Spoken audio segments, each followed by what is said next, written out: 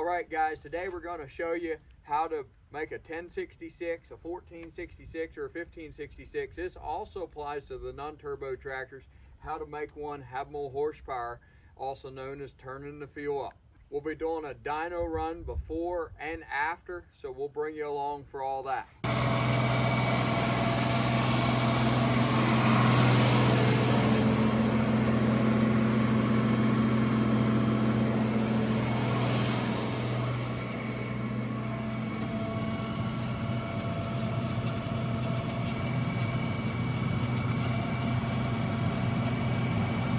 All right, so you can see from the dyno run, the tractor has currently got about 130, 131 PTO horsepower. So in order to turn the horsepower up on these tractors, you need a small ratchet with a 7/16 socket, also a 7/16 wrench, and a small flathead screwdriver. So what we'll do here, in order to turn this up, we pull this little cover off here, we'll pull it off, and then there's a small screw in here. With that small screw, what we're after will make about 15 to 20 horsepower per turn out. The first couple turns will make the difference. Sometimes, depending on how the pump is, the last couple turns will no longer make a difference. These injection pumps were used in all of the 66 series, as well as the 86 series, some of the 88s, most of the 88s. This was an American Bosch injection pump. These are a fairly simple, straightforward pump. This is what we call a rotary pump. What we're about to turn up is just in the linkage to allow it to go a little bit further, to give it more fuel when it asks for it. So if you tap them a little bit, being it's aluminum, a lot of times that cover will come off without breaking the gasket. Right here is the screw we're after, so we'll loosen that jam nut there. And you might see there that thing is staked, but if you turn it, it'll usually pull it out. We'll grab the little, and then this screw here, we'll go back. So there we got one turn, and there she moves a little easier now. So we'll go back. We want to try to make this tractor have about 220 horsepower. So that's 2 turns. That's 2.5, that's 3 turns there, and a half, and 4. So that should put us real close, about 4 turns there. Might go 4.5 just to be get us north of that 200 mark for sure. Like I said, about 15-20 horsepower per turn. We'll pop our little cover back on.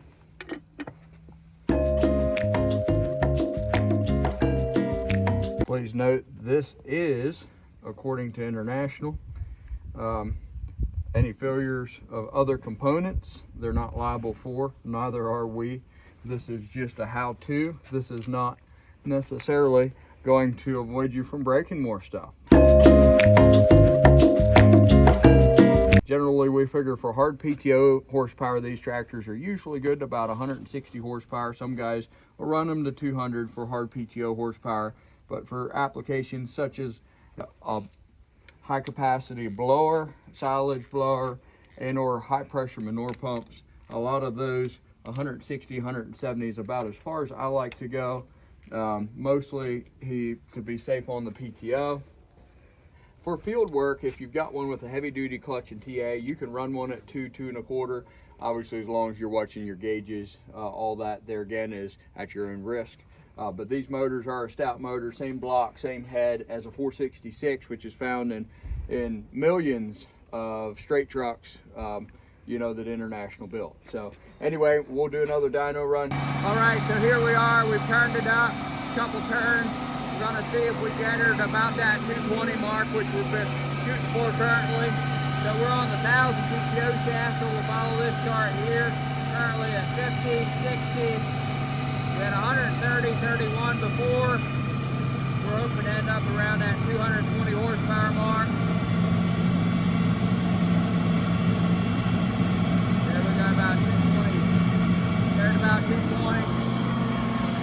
A little more smoke out of her now.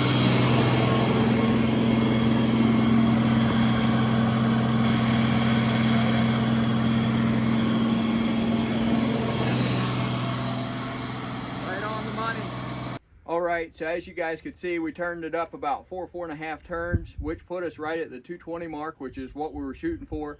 Now we're going to turn the screw the rest of the way back, see if there's any more left in her as far as turning the screw back. After that, we do have another thing that very few people talk about that we're going to show you how to get a little more than just the screw will give you. So here we go. We're going to open this back up here, and we're going to see what turning it up the rest of the way will do. So here we got the cover back off. We're going to turn this screw the rest of the way. Some guys would also take the take this whole thing out here.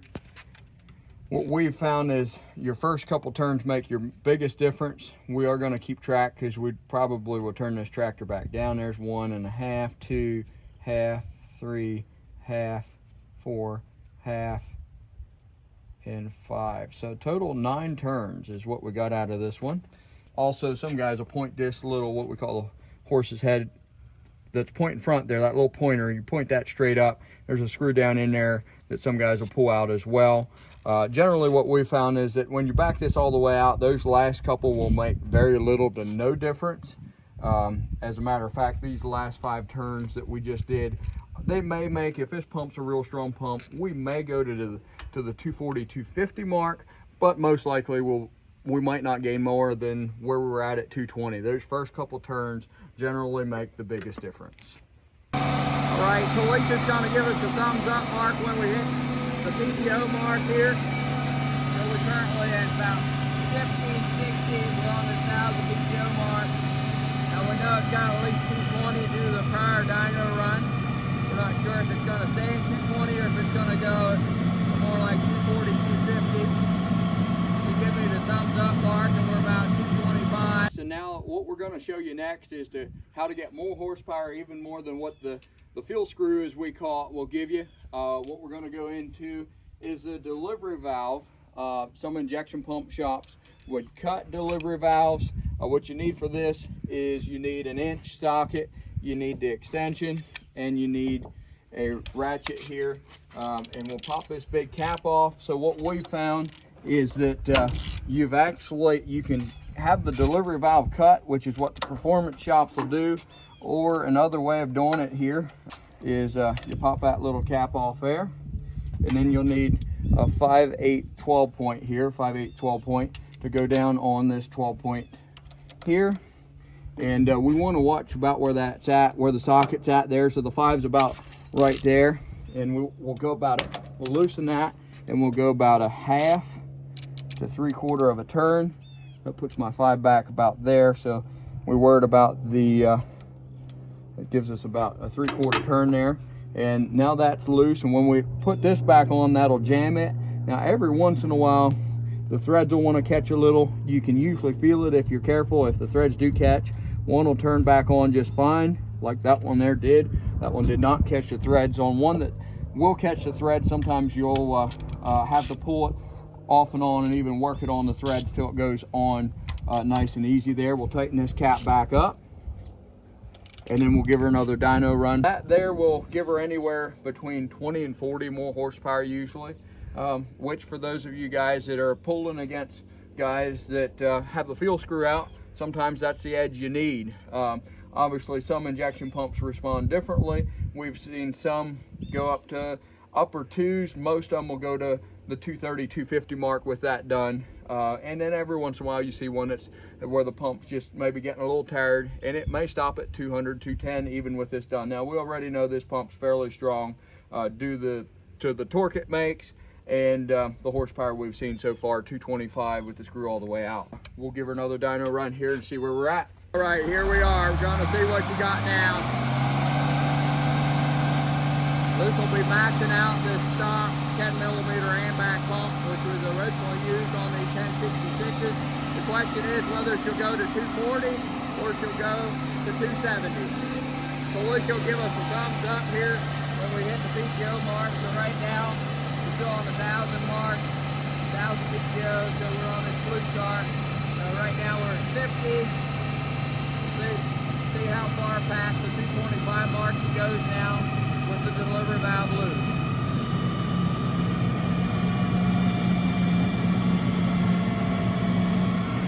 There we got the thumbs up, and we're set down at 270. when we started here, as you guys seen prior to this video, we had 131 horsepower at the PTO RPMs on this stock 1066. We turned the fuel screw up 4.5 turns, which I guess was going to take us to about the 220 mark, which took us right to the 220 mark.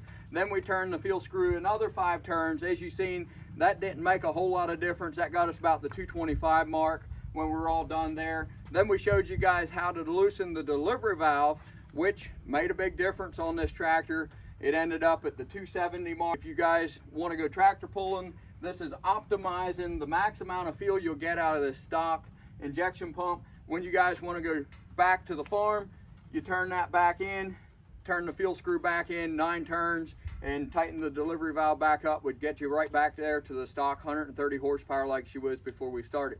Thanks so much for joining us today. Hope you guys enjoy this video.